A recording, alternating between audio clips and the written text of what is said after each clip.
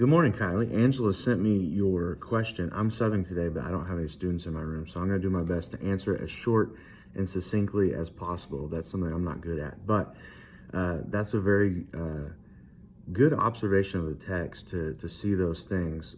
So the best way I would answer that question is in the text itself. It doesn't ever say that they see God. We do see pictures of God manifesting physically in the Old Testament. Those are called theophanies, like in the burning bush or when we see the angel of the Lord.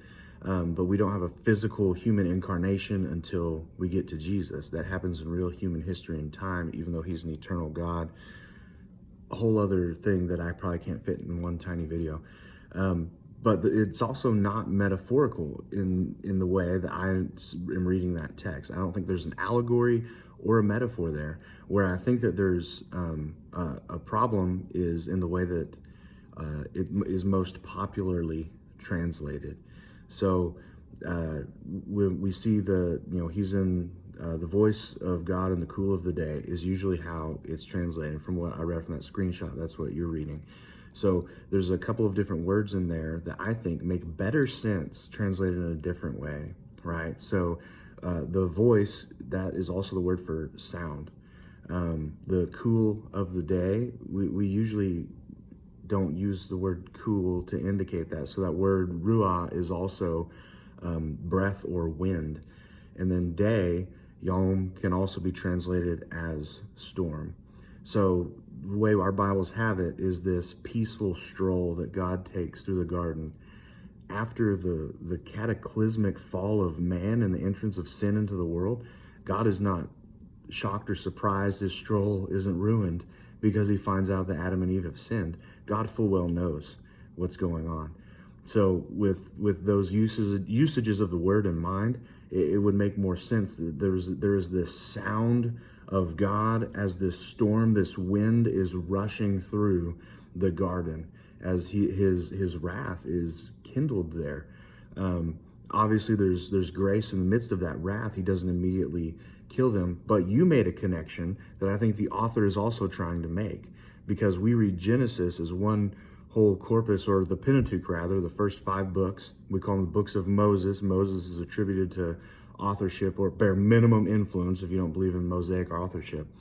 And I think, and other people have thought, that the language that's used here, if we translate the way that I think we should, with this theophany of a storm happening in the midst of the fall of man, it's not some light stroll scene that's happening, but that there's a connection the author is trying to make to Mount Sinai. And you made that connection when you were talking about Moses. And when we see Mount Sinai, God is present in this storm cloud on this mountain with his holiness being represented.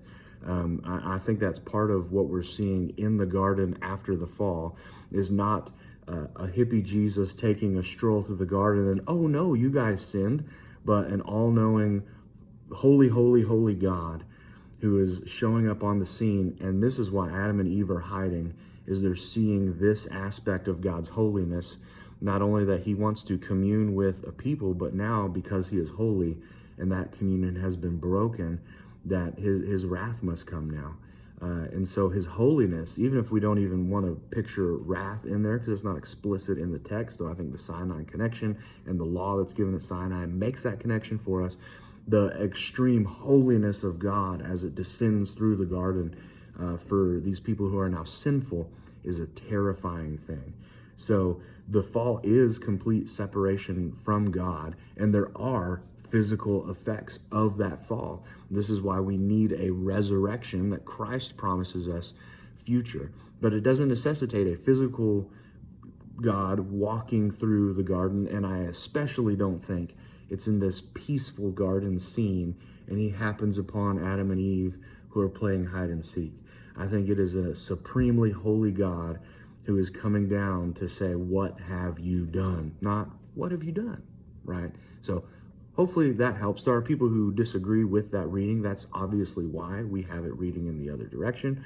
But I think theologically, I think based on what's in the mind of the author or authors who are writing the Pentateuch, that reading makes much more sense to me, and it makes a connection to Sinai that you do not have if it's just cool of the day and the voice or sound of the Lord in a calm, peaceful scene. There's a couple of people who you could look up for that position. Jeffrey Niehaus, I think he was a professor at Gordon Cromwell. And then someone who is newer on the scene is Caleb S. Lewis. They both hold that position. But kind of like with the Adam and Eve rib side debate thing there are people who fall on either side, who are faithful Christians, who love one another. I just happen to think that this storm theophany is a more likely case of what actually happened, because it's not a metaphor, it's a thing that actually happened. And the Sinai connection, all that. This video is probably too long now, we'll see.